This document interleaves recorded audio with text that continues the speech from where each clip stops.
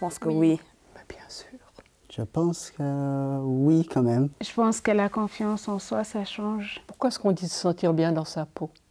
Ça peut donner confiance ou faire perdre confiance. La taille des lèvres ou l'absence de lèvres ou la taille du clitoris, ça peut être une source de complexe. La notion d'acceptation de son corps, qui est le plus possible dans les normes, est une chance pour se sentir bien dans sa peau. L'apparence du sexe, de la vulve chez une femme trans donne ou pas confiance en soi, dans sa féminité. J'ai vu des milliers de femmes maintenant, puis que je pratique, la sexologie, l'urogynéco, proctologie et autres.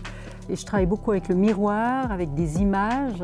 J'ai rarement eu une femme qui trouve son sexe beau. L'homme qui a un rapport, il démontre sa puissance, alors que la femme, ce que les normes sociales et religieuses imposent, c'est qu'elle devrait avoir des rapports que pour enfanter. Donc si elle le voit comme un autre instrument que la possibilité d'avoir des enfants, c'est honteux ou ça ne devrait pas se faire. Et ça amène la femme qui aimerait aimer le sexe, ou qui, etc., se sentir honteuse et donc de ne pas aimer son sexe. On est très gênés. J'ai parlé des femmes, pas seulement de moi, mais aussi des femmes autour de moi. Il n'y a pas beaucoup de femmes qui vont, par exemple, prendre un miroir et puis essayer de connaître leur partie féminine. Parfois, quand je propose un miroir à une jeune patiente, elle prend ça presque comme une agression. Elle ne veut pas voir. Et quand je leur dis, mais qu'est-ce qui vous gêne? C'est deg. La plupart du temps, c'est ça. Ah, mais c'est deg. Donc, il n'y a pas beaucoup de femmes qui connaissent et se sentent même gênées. Même d'en parler, donc... C'est pas trop ce qui se passe. Il faut qu'elle soit rasée, donc il faut qu'il n'y ait pas de poils. Plus de poils. Il faut aller chez l'esthéticienne, il faut tout couper, il faut être clean. C'est un peu comme genre en disant que c'est un endroit sale et qu'il faut toujours un peu le nettoyer, il faut le rendre joli. De par les publicités, de par les médias, de par tout ce qui nous entoure, on est quand même dans des cultures où on a beaucoup de pression par rapport à la pilosité ou autre, aux tailles, aux formes ou aux normes. Par exemple, quand tu coches pas toutes les cases en termes d'organes génitaux, tu es dans une situation où déjà tu es un peu paumé par rapport à ces cadres de référence. Tu rentres pas dans le petit cadre et là, c'est génial. Bah, moi, je suis là et du coup... tu es un peu en mode « Ah, mais moi, on m'a pas donné de mode d'emploi, tu vois. » Parce qu'il n'y a rien qui marche. Ouais, ça marche pas. Chez moi, ça, j'ai pas. Donc, du coup, on fait comment? C'est pas évident d'être différent ou d'être un peu hors norme. Puis on est aussi dans quelque chose de plus en plus normatif, bizarrement. On doit tous se ressembler quelque part. Alors qu'on en parle tout le temps, de la différence.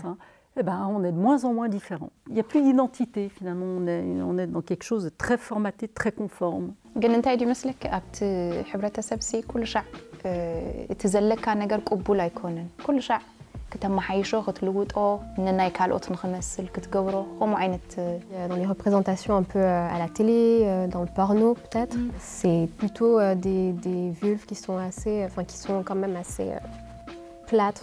Les lèvres internes quasi pas développées et des toutes petites lèvres externes. Il faut qu'elles soient jeunes, ça aussi, je pense, c'est aussi un complexe en fait chez des femmes qui sont plus âgées. Parce qu'avec l'âge, il peut y avoir genre les lèvres qui s'élargissent un peu plus, qui pendouillent un peu plus, si je peux dire ça comme ça. Après avoir eu des enfants, etc., elles vont se dire je vais décider de procéder en fait à une opération. Mais aujourd'hui, on intervient chirurgicalement parce que les lèvres internes qui dépassent, ça ne répond plus aux normes esthétiques du sexe féminin.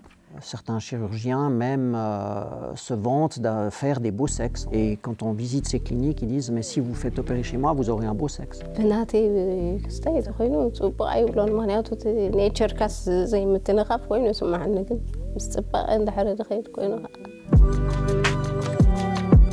Alors, les chirurgies cosmétiques génitales sont d'abord des chirurgies qui sont effectuées sur des personnes saines, c'est-à-dire qui n'ont pas un problème médical.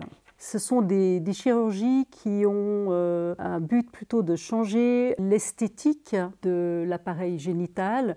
En l'occurrence, chez la femme, on va surtout effectuer des labiaplasties, c'est-à-dire on va le plus souvent réduire la taille des lèvres internes dans un but en fait de correspondre aux normes actuelles de l'esthétique La plupart du temps, c'est souvent des femmes qui n'aiment pas la forme de leur sexe, qui trouvent que les lèvres internes en l'occurrence, sont asymétriques ou trop granulées, pas assez lisses, de couleur trop foncée. On a des retours plutôt de douleur et ce genre de lymphoblastie peuvent provoquer des dyspareunies. Donc les professionnels, nous, on ne le conseille pas en règle générale.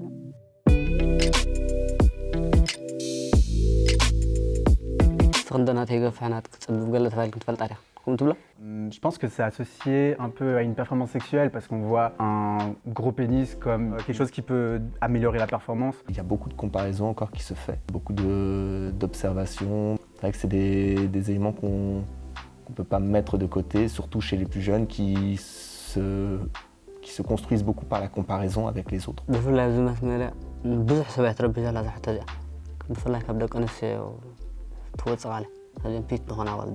Moi, étant attirée par les pénis dans ma vie en général, c'est pas un truc que genre, j'y pense pas vraiment. Ouais, après tu peux être content ou pas quand tu oui, vois voilà, truc, exactement, mais ça peut être utilisable d'une manière ou d'une autre. Après,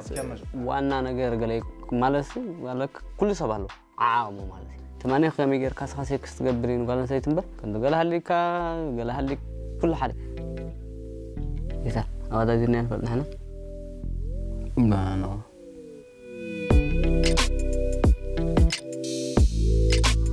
Chez l'homme, on va plutôt se trouver confronté à des chirurgies de remplissage, entre guillemets, où la taille va être augmentée, la taille de l'homme, du pénis, et surtout en largeur. Et très souvent, c'est des injections de graisse, autograisse, hein, pour renforcer un peu l'épaisseur.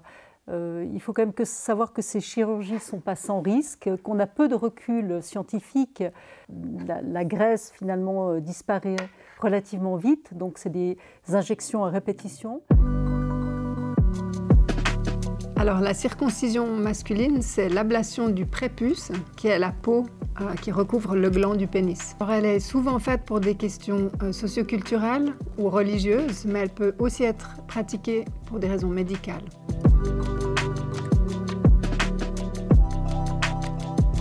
Mais ça veut dire quoi, plus viril? Moi, je vois pas qu'est-ce qu'il y a de plus viril. Enfin, un pénis, c'est un pénis. Enfin, c'est même pas quelque chose dont ouais, je n'aurais jamais pensé à cette question. J'ai jamais pensé à dire, ouais, moi, je suis circoncis, moi, je suis pas circoncis. Ouais, c'est ça.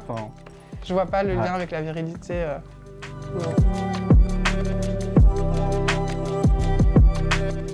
En Somalie, c'est ça, en fait. On le fait, mais il n'y a pas la seule raison, c'est juste religieux. Il n'y a pas d'autres questions, santé ou comme ça, c'est religieux. Un pénis peut être considéré plus viril, plus hygiénique, plus propre, s'il est circoncis, suivant les personnes. Deux personnes n'ont pas la même forme ou taille, donc chacune est unique en fait.